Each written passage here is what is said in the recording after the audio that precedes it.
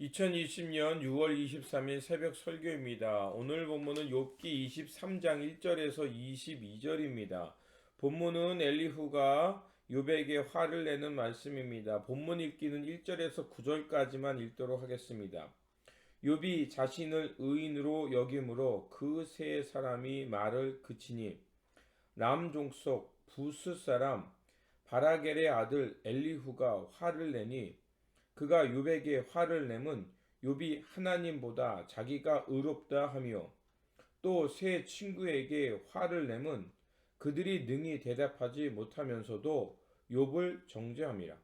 엘리후는 그들의 나이가 자기보다 여러 해 위므로 욥에게 말하기를 참고 있다가 세 사람의 입에 대답이 없음을 보고 화를 내니라. 부스 사람 바라겔의 아들 엘리후가 대답하여 이르되 나는 연소하고 당신들은 연로하므로 뒷전에서 나의 의견을 감히 내놓지 못하였노라. 내가 말하기를 나이가 많은 자가 말할 것이요 연륜이 많은 자가 지혜를 가르칠 것이라 하였노라.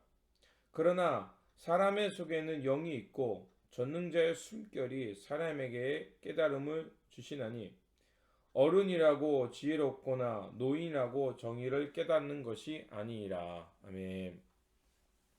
본문은 엘리후가 이제 욥과 세 사람에게 이제 진노하는 말씀이죠. 욥이 세 사람의 논쟁이 끝나자 이제 엘리후라는 사람이 등장합니다. 느닷없이 엘리후가 등장하게 되죠. 엘리후는 아마 이 욥을 위로하러 왔던 네 사람 중에 가장 연소한 사람이었습니다. 그 엘리후 그의 이름처럼 여호와는 나의 하나님이다라는 이름을 갖고 있었습니다.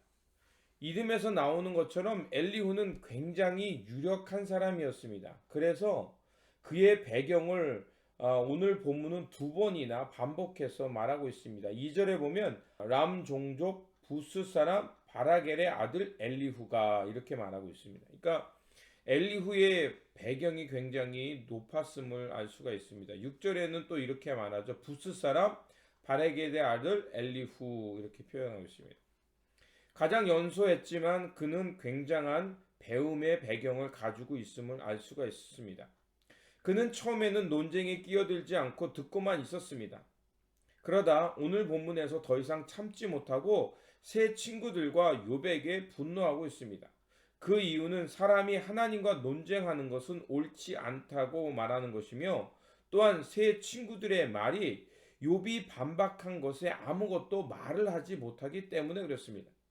그래서 엘리후는 하나님이 모욕당하는 것처럼 생각했기 때문에 마치 자신이 하나님을 변론해야 한다고 생각해서 등장한 것입니다. 물론 엘리후의 등장에도 여러 가지 문제가 있지만 그러나 엘리후가 말하는 것 속에 중요한 메시지가 하나 있습니다. 바로 8절과 9절입니다. 그러나 사람의 속에는 영이 있고 전능자의 숨결이 사람에게 깨달음을 주시나니 어른이라고 지혜롭거나 노인이라고 정의를 깨닫는 것이 아니라. 그렇습니다. 하나님의 지혜는 나이가 많다고 또 경륜이 높다고 그걸로 통해서 얻는 것은 아닙니다. 그렇다고 젊다고 해서 하나님의 지혜가 없는 것도 또한 아닙니다.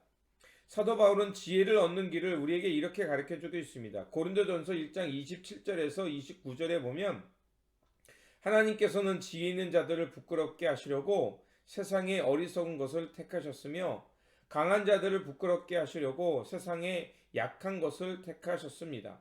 하나님께서는 세상에서 비천한 것과 멸시받는 것을 택하셨으니 곧 잘났다고 하는 것들을 없애시려고 아무것도 아닌 것들을 택하셨습니다. 그것은 아무도 하나님 앞에서 자랑하지 못하게 하시려는 것입니다. 그렇습니다. 하나님의 경륜과 지혜는 세상의 높은 것, 또 강한 것, 많은 것으로 얻어지는 것이 아닙니다. 오직 하나님의 은혜로 선물로 주어지는 것입니다. 그래서 잠언은 우리에게 사람이 왜 겸손해야 되는가를 말해주고 있습니다. 잠언 11장 2절에 보면 교만이 오면 욕도 오거니와 겸손한 자에게는 지혜가 있느니라. 잠언 29장 23절에 사람이 교만하면 낮아지게 되겠고 마음이 겸손하면 영예를 얻으리라. 아멘입니다. 그렇습니다. 결국 하나님 앞에서 겸손한 자가 하나님의 경륜과 지혜를 깨닫게 된다는 것입니다. 왜냐하면 세상의 중심이 내가 아니라 하나님임을 알기 때문에 그렇습니다. 그렇기 때문에 그런 마음이 있으면 결국 들으려 하는 마음이 생기기 때문에 그렇습니다. 마태복음 18장 3절에서 4절에 보면 예수님도 이런 말씀을 하십니다. 이르시되 진실로 너희에게 이르노니 너희가 돌이켜 어린 아이들과 같이 되지 아니하면 결단코 천국에 들어가지 못하리라.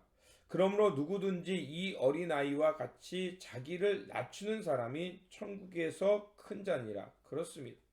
결국 하나님 앞에서 자기를 낮출 줄 알 때, 내가 하나님 앞에서 부족함을 깨달을 때 결국 하나님의 나라, 하나님의 지혜와 경륜을 얻게 된다는 것입니다.